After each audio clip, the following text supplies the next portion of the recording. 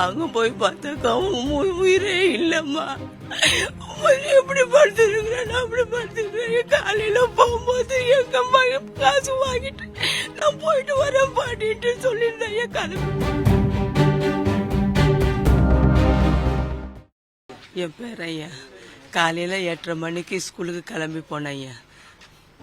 Daily போகிற மாதிரி தான் சைக்கிள் ஓட்டின்னு தான் போனேன். போன பிறகு அங்கே என்ன நடந்ததுன்னு யாருக்கும் சொல்லலை. அவங்களும் ஸ்கூல்லேருந்து எங்களுக்கு எந்த காலும் பண்ணலை. இந்த அவங்க வேலை பார்க்குற அந்த பொண்ணோட புருஷன் வந்து தான் சர்வீஸ் இந்த மாதிரி மயக்கம் அடிச்சுட்டு கீழே வந்துருக்குறம்மா, அவங்க சாரெல்லாம் உங்கள்கிட்ட பேசணும்னு சொல்கிறேன். எங்கள் நம்பர் இருக்கு, எங்கள்கிட்ட பேச வேண்டியது தானே. என்னாச்சுன்னாக்கா மயக்கம் அடிச்சு விழுந்துட்டு இருக்குன்னா ராஜ் ஆஸ்பத்திரியில் அட்மிஷன் பண்ணியிருக்கிறோம், நீங்கள் வாங்க வந்து பாருங்கன்னு சொன்னேன். அங்கே போய் பார்த்தாக்கா அவன் உயிரே இல்லைம்மா. எப்படி படுத்துருக்கிறேன் அப்படி படுத்துருக்கிறேன். காலையில போகும்போது எங்க அம்மா காசு வாங்கிட்டு நான் போயிட்டு வரேன் பாட்டிட்டு சொல்லியிருந்தேன். என் கிளம்பி போ 10 நிமிஷம் வரைக்கும் அவன் மயக்கம் அடிச்சு வந்துருக்குறான். யாருமே கண்டுக்கல ஐயா. எங்களுக்கு ஒரு வார்த்தை சொல்லியிருந்தாங்க, நாங்க கூட்டிட்டு போய் எங்கேயாவது வச்சு அவளை காப்பாத்தி இருப்பையா. அவளுக்கு அனாதையா போயிட்டேன் ஐயா.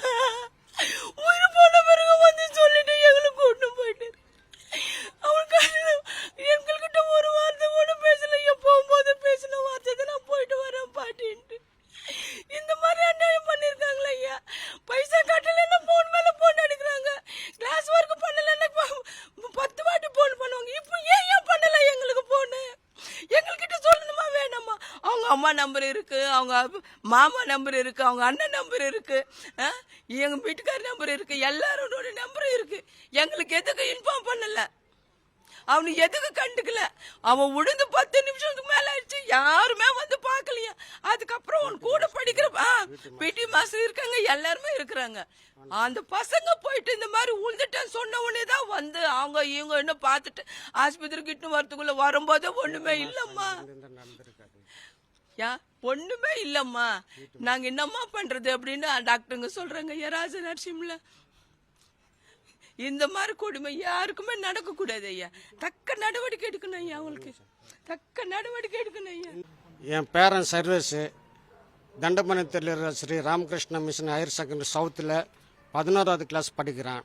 காலையில் போனான், அங்கே பிடி மாஸ்டர் கிரவுண்டில் இருந்து கீழே விழுந்துட்டேன்னு பசங்க சொல்கிறாங்க. பிடி மாஸ்டர்லாம் சம்பவம் நடந்த இடத்துல இல்லை. பிடி மாஸ்டர் கண்டு அங்கே இருந்திருந்தா ஃபர்ஸ்ட் எய்டு பண்ணியிருந்தாங்கன்னா என் பேரனை காப்பாற்றிருக்கலாம்.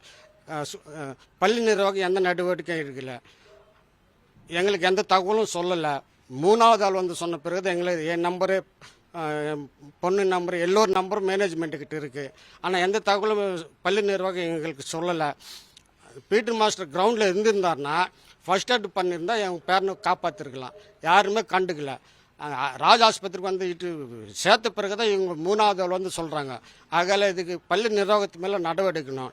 இதுக்கு பள்ளிக்கல்வித்துறை அமைச்சர் வந்து தக்க பதில் சொல்லணும். எங்களுக்கு நல்லது நடக்கணும், நியாயம் கிடைக்கணும். ஸ்கூலில் இந்த மாதிரி பையன் கீழே விழுந்துட்டான்னு சொல்லி உங்களுக்கு தகவல் சொன்னது அந்த 3வது மனுஷன்றீங்களா? அவங்க யார்? அந்த ஸ்கூலில் நிக்கில் சைன் ஒரு பையன் படிக்கிறவங்க கிளாஸில் படிக்கிறவன். அவங்க அப்பா வந்து சொல்கிறாரு. அவர் பேர் கிஷோர். அவருக்கு எப்படி தெரியும்? அவங்க சம்சாரம் அங்கே வேலை செய்கிறாங்க. அந்த ஸ்கூலில் ஆயா வேலை செய்கிறாங்க. அவங்க கிட்ட அவங்க பார்க்குற போயிருக்கிறான். பார்க்க போனப்போ அவங்க சம்சாரம் சொன்ன பிறகு தான் அவரே வந்து எங்ககிட்ட தகவல் சொல்கிறாரு. இதுக்கு முன்னாடி ஃபீஸு இப்போ லேட்டாக கட்டுறீங்க, இல்லை பையன் எதனா தப்பு பண்ணிட்டாருன்னா உங்களுக்கு ஃபோன் வருமா? ஸ்கூல்லேருந்து எக்ஸாம் சமயத்தில் கூட ஃபீஸ் கட்டலைன்னா எங்களுக்கு ஃபோன் வந்து தகவல் சொல்லுவாங்க. நாங்கள் போய் பணத்தை கட்டிடுவோம். எதுவாக இருந்தாலும் நல்லது கட்டிருந்தாலும் எங்களுக்கு தகவல் சொல்லுவாங்க ஸ்கூல்லேருந்து. இந்த இன்சிடென்ட்டுக்கு எந்த தகவலுமே சொல்லலை எங்களுக்கு. இது பள்ளி நிர்வாகத்து மேலே தக்க நடவடிக்கணும் சார். எங்களுக்கு நியாயம் கிடைக்கணும். பிளே கிரவுண்டில் கேமராலாம் இருக்குது. இதுதான் சார் நடந்த சம்பவம்.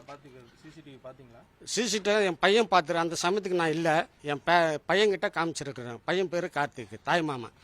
இந்த இன்சிடென்ட் இந்த மாதிரி நடந்திருக்கு சார். இனிமேல் இந்த தவறு யாருக்குமே நடக்கக்கூடாது, எந்த குழந்தைக்கும் நடக்கக்கூடாது. படிக்கிற பசங்களுக்கு அரசாங்கம் மெத்தனை போக்காக இருக்குது. காவல்துறை வந்து தக்க நடவடிக்கை எடுக்கல.